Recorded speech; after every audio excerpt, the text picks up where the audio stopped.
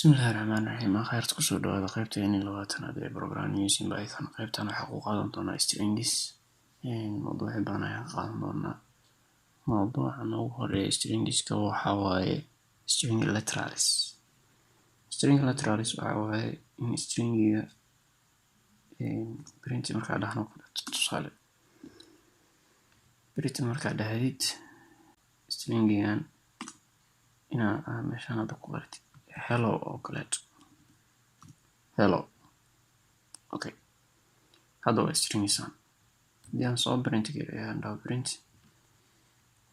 hello ayaa meesha qormayso. Also haddana waxaa adeegsan karaa double quote oo hello hadda qoro waa same. saas string literal markii la lahayo labadaas waa la adeegsan karaa. meeshaas waxaa ugu gudbaynaa string literal. waxaan ku xigsan doonaa in string lagu shubo variable marka tusaale aan ku shubno string hello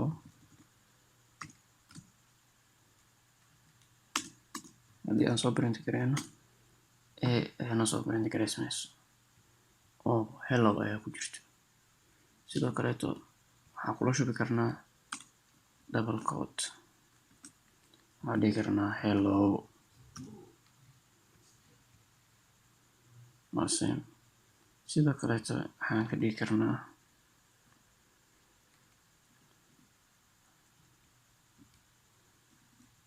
taasna waan dhigi karnaa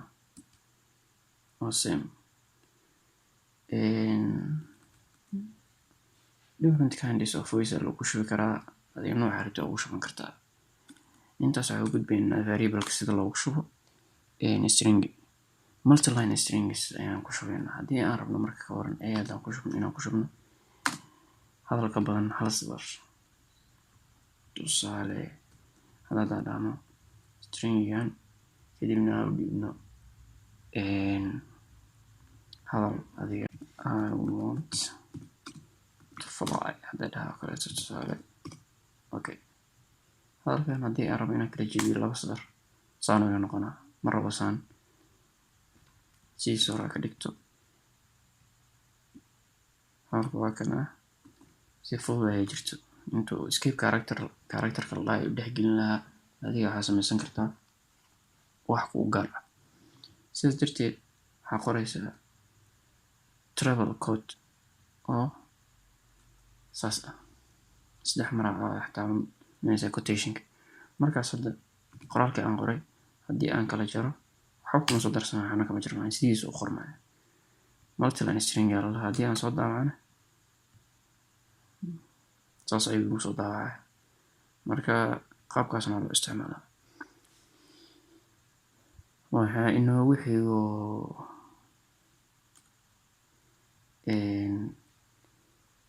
inaan access gareeyo haddaan rabo ka waran xaraf ka mid ah xarafyada meeshaan ku qoran I oo kaleeto haddaan rabo inaan soo qabto waxaan kusoo qaban karaa inaan dhaho meeshaan aan dhaho indexka 0 maadaama uu ka tarin doono inta 0 spaceka uu 1 dhigi doono 2 saas ayuu ku wadi doonaa. intan waxaan kasoo darin doonaa -1 waa arki doonaa. okay ayaa laga soo daraa haddii aan rabno inaan soo daacano waayo waxaa dhihi doonaa -1 saas ayay hawsha ku wadaysaa. okay stringiga saas ayaa loo access gareeyaa array camal. waxaa inoogu xigo slicing waxa la dhahayo in aan la soo baxo qayb adiga hadda intaan waa badan tahay hello oo kaleeto qayb ka mid aan la soo baxo qaybta dhex oo kaleeto. marka slicingka waxaan tirinaynaa positionka inta waa 0 inta waa 1 ayaan ka bilaabaynaa kadibna waxaan isticmaalaynaa colon kadibna waxaan dhigaynaa 3 intaas ii soo bixi. okay wuxuu soo bixiyey 1 oo ka bilaabay uu dhahay 3 lagu keenay 3 ma soo daawacin labadan bas ayuu soo daawacay saas ayuu sameeyay marka meesha ka bilaabanaysa iyo meesha ku egtahay numberkeeda ma la soo daawici doono qaybta inoo xigta waa negative indexing tusaale kaleeto hadda negative-ka -1 aan soo fiirinay haddaan rabo marka inaan la soo baxo ayaka dhan iyo haddaan rabo meel kamid inaan la soo baxo anoo negative adeegsanayo numberska positive aan soo aragno haddii aan hadda tusaale kale 0 haddaan dhahno asiga dhan ayuu soo daawacaya ilaa 2 kale haddaan dhahno oo soo daawaci doonaa 1 iyo 0 oo ah he oo kaleeto hadda okay marka waan adeegsanayna negative inaan u bedelna rabnaa hadda haddaan rabno inuu noo soo daabaco asiga dhan anoo negative adeegsanayna waxaan fiirinaynaa intuu ka kooban yahay oo minus hadda 5 uu ka kooban yahay -5 ayaa inta qoraysaa bas ayaka dhan ugu soo daabaca haddii aan rabo ka waran intaan dhexeyna la baxo meeshaan waxaan ka dhigayaa 4 intana waxaan leeyahay -1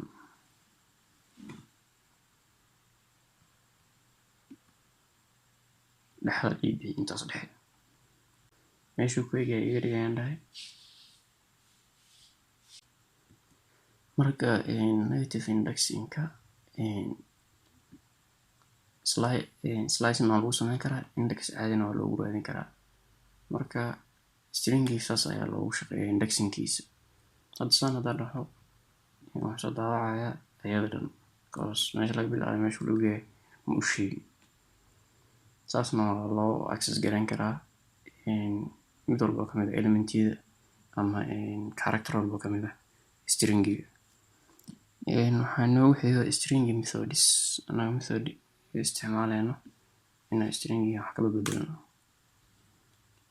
waxaa noogu soo horeeya hadda waxaa waaye asiga dhan isugu jira capital iyo lowercase asiga dhan capital inaan ka dhignaa rabnaa capital marka waxaa leenahay dot upper asiga dhan capital ayaa laga dhigay asiga dhan small in laga dhiga haddaan rabo waxaan leenahay dot lower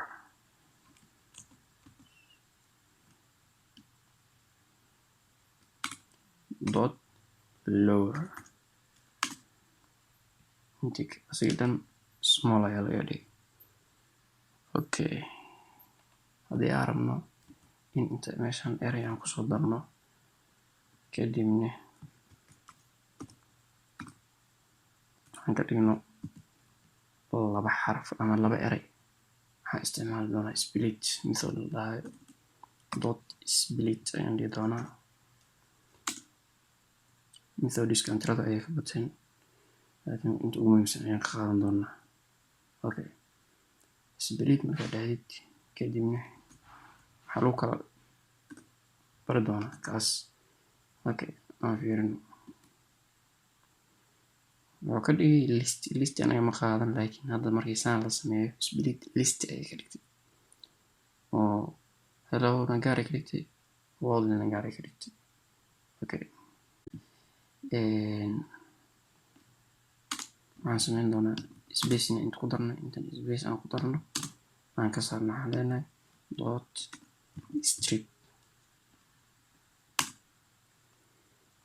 strip okay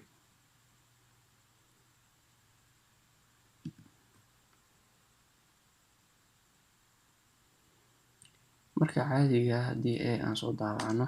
iyo marka kale aan fiirino print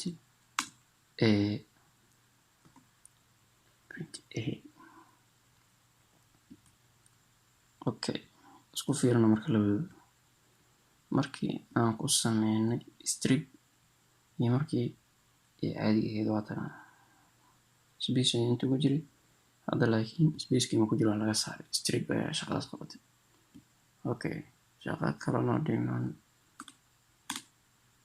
waxay noqonaysaa okay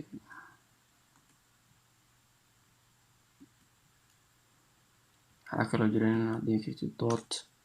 r strip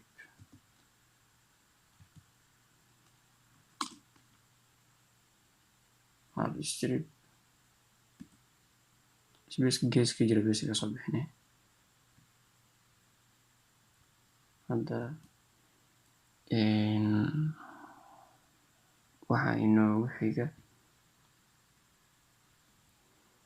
eray inuu meeshan ku jiro inaan check gareyno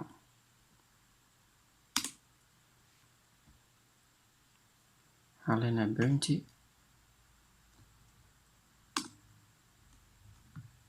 hel string yan leenahay h in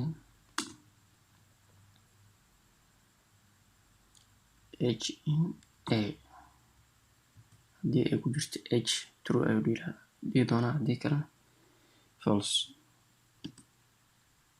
true ku jirta okay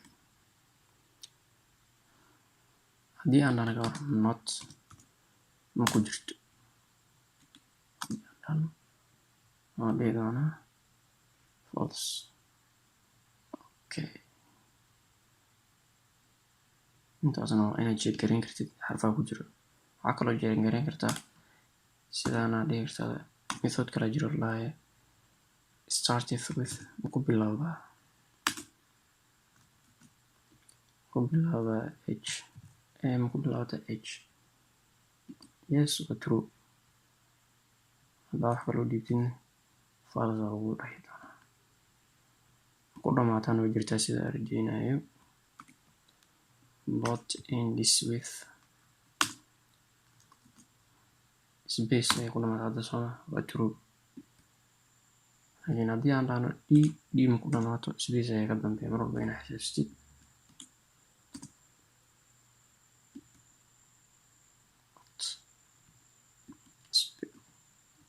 bracketda naga maqan false d kuma dhamaato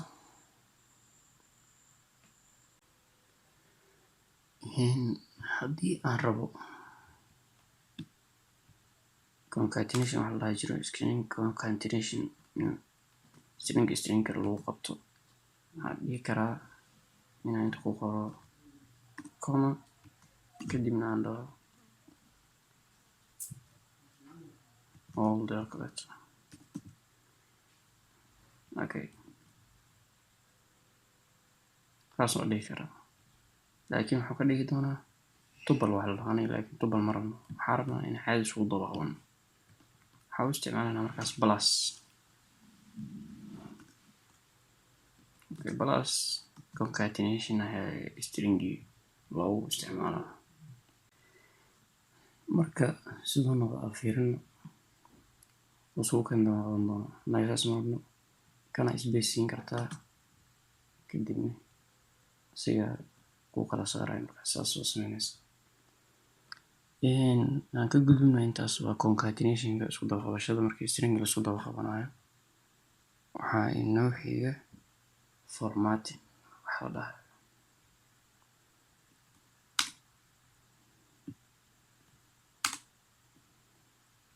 qaybteena ugu dambeysa qaybta ka horeyso ee stringi intaan joogno waxaa waaye string formatting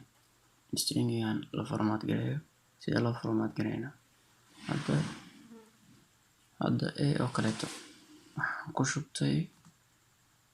hal b na waxaan ku shubtay labo okay intaasaa ku ekeeno labo c na ku darsano c na waxaan ku shubtay saddex okay c markaan ku shubtay x waxaan ku shuban doonaa Soomaali caadi aan qoraynaa waxaan leenahay waxaan rabaa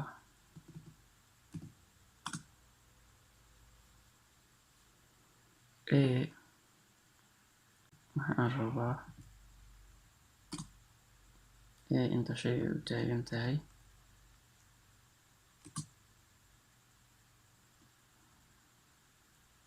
iyo comma iska dhig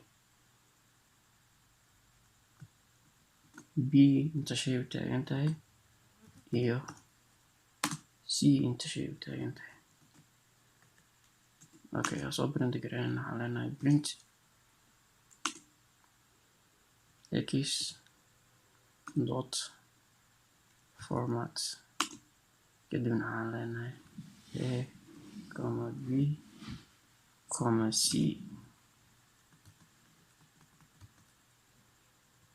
okay aanan gareyn markay meeshaan hadda aniga number ma sii numberada laakiin waa la sii waxaan rabaa 1,2 iyo 3 ayaa la haddii aan rabo 3dan oo sii ku jirto aan soo qaadi karaa intaan keeni karaa inta oo isku bedeli karaa labadan sidee la isku bedelaa indexkiisa kan waa 0 kan waa 1 kan waa 2 isku bedelna markaa waxaa isku bedelnaa 2 iyo 3 waa kan 2 aan dhahnaa kan 1 ayaan dhahnaa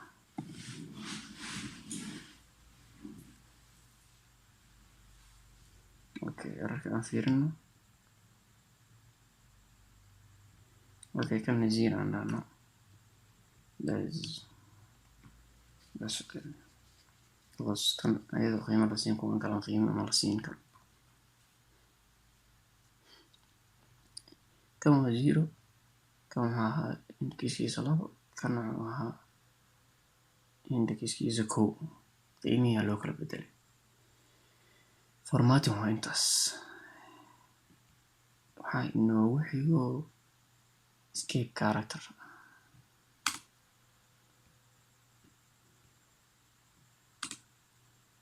haddii aan u baahan oo kaleeto inaan hadal soo tibiyo aan dhaho tusaale oo kaleeto wuxuu yiri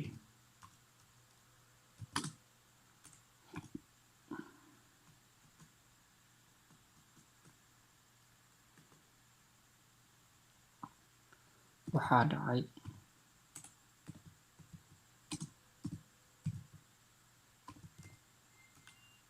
sida u jeedno qalad ayaa jiro haddii aanan garanayna syntax error invalid syntax sidee lagu saxaa marka waxaa lagu saxaa inaan dhahno escape character inaan dhahno intana ka hormarino intana ka hormarino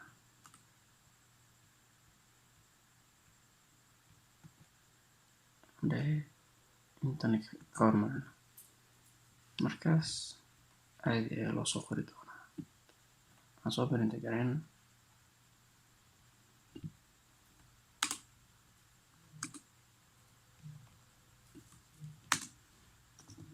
print aan dhahno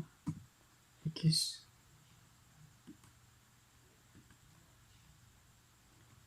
okay saas ayaa escape character loo isticmaala qaybteeni 20aad ee programming using Python intaas ayay noo egtahay